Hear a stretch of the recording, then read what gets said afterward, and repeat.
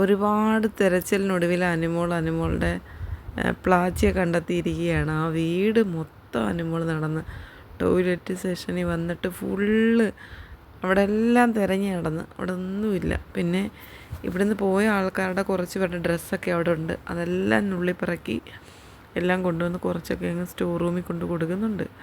അത് കഴിഞ്ഞിട്ട് ഇടയ്ക്കിടയ്ക്ക് ഷാനവാസ് വന്നിട്ട് ചോദിക്കുന്നുണ്ട്, കിട്ടിയോ, ബിഗ് ബോസിൻ്റെ വല്ല വിവരമുണ്ടോ? ഇടയ്ക്കിടയ്ക്ക് ബിഗ് ബോസ് ബസ്സറടിച്ച് സ്റ്റോർ റൂമിലേക്ക് വിളിക്കുന്നുണ്ട്. പക്ഷേ അത് ഇന്ന് ഫുഡ് എല്ലാവർക്കും ബിഗ് ബോസിൻ്റെ വകയായിരുന്നു. അപ്പോൾ ആ പാത്രങ്ങളെല്ലാം തിരിച്ചു വെക്കുന്ന കാര്യങ്ങളൊക്കെ പറയാൻ വേണ്ടിയാണ്. ഓരോ തവണയും അനുമോൾ ബസ്സറ് കേൾക്കുമ്പോൾ ഓടി അവിടോട്ട് ചെല്ലുക. പക്ഷേ സാധനം കിട്ടാതെ അനുമോൾ തിരിച്ചിറങ്ങും. പിന്നെയും ആ വീട് ഫുൾ എത്ര മണിക്കൂറായിട്ട് തിരയുകയാണെന്നറിയോ. അതൊരു ക്ഷമ സമ്മതിക്കണം.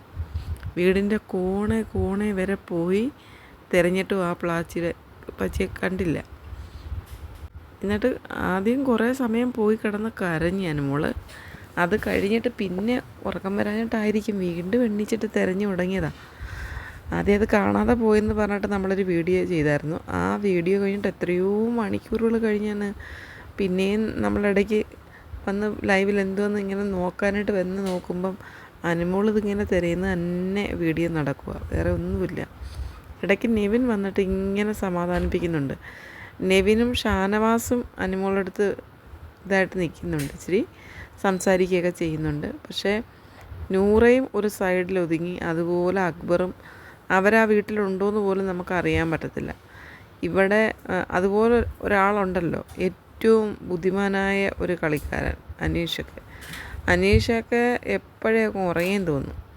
പിന്നെ എന്നിട്ടും അനുമോൾ ഹോൾ റൂമിലും പിന്നെ പൗഡർ റൂമിലും എല്ലാം ഇങ്ങനെ നടന്ന് തിരഞ്ഞ് ഒടുവിൽ പൗഡർ റൂമിൽ വന്നിട്ട് വീണ്ടും തിരഞ്ഞുകൊണ്ട് നിന്ന സമയത്ത് ബിഗ് ബോസിൻ്റെ ഒരു ബസർ വന്നു. അങ്ങനെ പെട്ടെന്ന് തന്നെ സ്റ്റോർ റൂമിലേക്ക് ഓടിച്ചെന്നപ്പോൾ ഉണ്ട് അവിടെ പ്ലാച്ചിയിരിക്കുന്നത്.